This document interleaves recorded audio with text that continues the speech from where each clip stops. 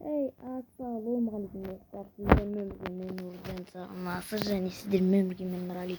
Осы видеода мен сіздерге қалай сиқырлы аяқ киім жасау керегін көрсететін боламын. Ол үшін бізге наковальня керек, және любой бір базинг, және морская поступить зачерная книга, и бірақ не обязательно стол зачарование. Ал кеттік. Сіздер ең бастысы мына железный ботинканы қоясыз, және мынау ең морозное поступил дегенді обязательно қоясыздар. Ол да керек. Міне достар, біз оны алдық. Енді біз оны киеміз, достар. Енді суға барсақ, міне достар, бізде бүкілі қататын болады, міне мұз болып достар.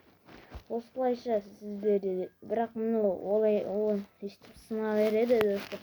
Ал сіздер болсаңыздар мұзбен судың бетінде жүре бересіздер. Осымен біздің аяқтау сіздермен болмендіріз. Қош болыңыздар.